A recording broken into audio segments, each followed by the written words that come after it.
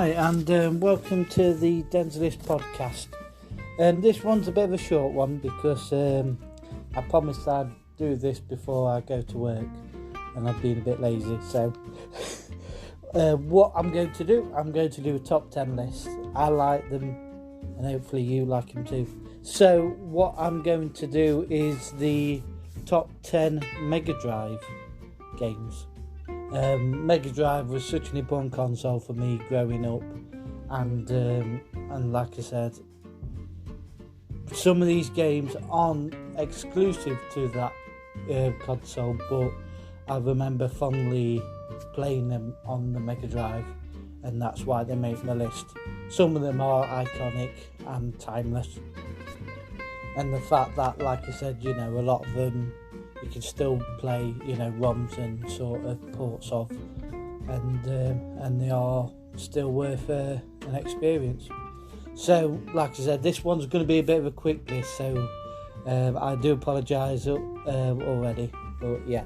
So, my number 10, probably a game not many people's heard of, but Two Crude Dudes. This was a family favourite. It's basically about these two big muscly guys who basically, I think, trying to save the world or something like that, and it's like, yeah. But what made it good, it's a side-scrolling sort of, action game, and what makes it great is that the fact that you can pick up, all different weapons, and because these are massive burly men, you can literally pick up road signs, you can pick up boulders, throw them at people, you can pick up enemies, throw them at other enemies, and it's a difficult game, but like it says, it's a bit tongue-in-cheek, it doesn't take itself too seriously, and it's just one of those games you can just play again and again and again, and it's still a lot of fun. And like I said, it was a really good port from the arcade machine as well, which I think was probably only in America, because I never saw it around here, because I was brought up sort of around arcades as well. But anyway, so like I said, it was short on time, so I do apologise. So my number 9, Toe Jam Nail, very unique game when it came out. Like I said, to have different sort of levels, and it was all sort of there was a lot of randomisation, so you didn't know where the the ship pieces were, which order, because sometimes they go up and down out of different orders and things like that. There was different ways to skip things, different ways, and also getting, like on the first map, there's literally a secret area which you can only get when you get something specific. I think it's it's the wings or something like that, and you can't access that without going there. And there's a lot of really clever little Easter eggs, and the enemies are pain in the arses, and it's such a really fun and original, well, like I said, unique game, that, like I said, it was very different from a lot of the games coming out at the time. So, number 9. Number 8 is T2, the arcade game. So, like I said, I love Terminator 2, and this is for what the graphics were, this was like a on the rails shooter, and like I said, you shoot aliens, you're following some of the stories, so you're taking the T-1000 out and things like that, and like I said, for what this console could do, this really looked cool. And to be fair, it looks dated now, but like I said, I was brought up, like I said, with an older brother, so we used to love these flipping shooting games and arcade games, ports basically. So, and that was the closest you got to the real thing. So number 7, go straight into it, another on the rail shooter, Lethal Enforcers. This was the granddaddy of on the rail shooters. You know, the first one was like a real world one. I think the second one was a Wild West one. And like I said, this one, like I said, it featured like proper, FMVs of real people. You know, of course, like, you know, animated into sort of like a, you know, what the graphics could take. But this was like really cool. You know, you saw the enemies rolling into to try and shoot you, and you had to shoot first and things like that. And like I said, you know, even, I mean, when you look at like games like Art of the Dead, you know, a lot of them maybe graphically don't look great, but they are timeless when it comes to, you know, that sort of fun arcade experience, and I think they're very important. So number 6, get straight into it, another classic. I know it was on other consoles, but NBA Jam, one of my favourites, just for the cheats alone. And this is what's sad about society, that you know, games don't have cheat codes now, and it used to be so much fun. I mean, like I said, you know, you used to do big end modes, you used to, like I said, I think there's even a code to players like Bill Clinton, I think, and stuff like that. You know, there was ways to put cheats in to sort of match your stats of your characters, so you could basically be like immortal, you know.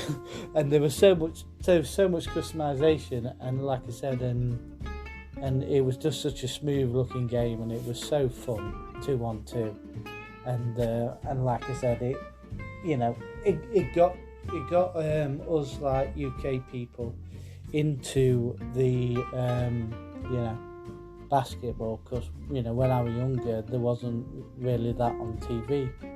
You know, I got into some American football, but, you know, our sort of introduction were these sort of games. I mean, of course, we heard of, like, you know, Jordan's exploits and things like that, but, you know, but we couldn't like name any of the players, which, you know, I think now is a lot more better in the UK. But anyway, going on a tangent. So number 6, NBA Jam. Number 5, we're getting into the tasty ones. Alien 3. This game, like I said, to say that the actual film is horrible, this game is really cool. And to say it was like, you know, a side scrolling, you know, sort of just going up and down across the map and things like that, this really ramped up the tenseness and what it could do, sort of, you know, with the limited sound and the graphics and things like that. And it was a kick-ass action game.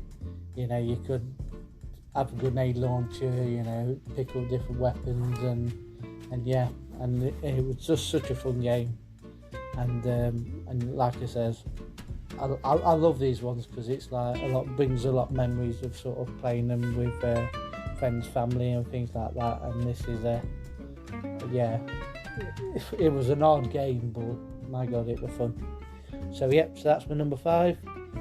Number 4, Streets of Rage 2. I've tried not to duplicate any franchises though like that, but I could easily put 2 Streets of Rage games on there. Like I said, the first one is classic, but I think the second one, you know, did a lot of things which was still in the later game, and also even the Streets of Rage 4, you know, the fact that instead of having a special button, it sort of, you could do a power move, but it took some of your energy away, so you couldn't just like spam, you know, power attacks and things like that, so you had to be quite clever. And like I said, and with the introductions of different types of characters like Max and Skate, you know, you've got like the big slow guys, and they've got basically a lad on there roller skates, and honestly, it's silly, it's stupid, but it's one of my favourites. So number 3, so my top 3, like I said, we're a bit short on time now, so is Sonic and Knuckles. Same thing, could have easily put first, second game in, but like I said, Sonic and Knuckles for me even though it was difficult if you had a Megadrive, because I think that's the one which had to have the adapter for that, the 32 or something like that, the 32X adapter. But like I said, with how this game was introduced and that you could sort of, have a completely different character with a different play style, with Knuckles with the climbing abilities and things like that. It was so clever, and like I said, and I think this was at the timeless Sonic era where they could do no wrong. So my number 2 is Micro Machines, or Micro Machines Tournament Edition, because this, same thing, like I said, a lot of my memories with the Mega Drive was playing with other people, with friends, family and things like that, and that was the fun thing. And this one, back in the day when everyone had a console and a controller and that, this console only had 2 ports, so you either had to have a multi-adapter, or like on this one, on the Tournament Edition, there was 2 extra Mega Drive ports on the actual cartridge, which was silly and clever at the same time. But you could have a 4-person game and Micro Machines. I think this was at the height, where it was really well done, and there was a lot of really good competition. I mean, I enjoyed this more than Mario Kart on the SNES, because I just think it was really polished and it was very competitive, and and that the fact that, like I said, the screen moved with the other people, so literally you get more points. It's all about sort of getting there faster than the other, but like I said, if you've got somebody at the end of the screen, they they lose a point and stuff depending on what settings we're doing. So yeah, like I said, I love that. It's one of those sort of classic ones for me, which never gets old, like Bomberman and things like that. So yeah, 2 Micro Machines, and number 1 is the daddy of them all, Golden Axe. This one, even though I don't think he ever got past, I think there was only 5 levels, but I think he only didn't get past like level 3 or 4 or something like that. But this game, for like the fantasy feel and things like that, it was so well done. And I love the characters, the special abilities with the magic attacks. So you could, if you're wise, you could stack all your magic together, and when there's a big enemy, have one massive attack, or less stronger ones. So it was, quite clever in its day, and also all the characters had different abilities. So, like I said, I always liked the dwarf with the big axe, because I could still remember the noises it makes, and the fact that you could ride knock people off the creatures and ride the creatures as well, like the dragons breathe fire on people. And like I said, I think it's still very influential to this day, and yeah, such a great game. So yeah, so I'll quickly do a rundown because I am short on time, sorry guys. So number 10, Two Crude Dudes. Number 9 is Toe Jam and Earl. Number 8 is T2 the arcade game. Number 7, Lethal Enforcers. Number 6, NBA Jam. Number 5, Alien 3. Number 4, Streets of Rage 2. Number 3, I've got an alarm. Number 3, Sonic and Knuckles. Number 2, Micro Machines Tournament Edition. And number 1, Golden Axe. So I hope you guys enjoyed this.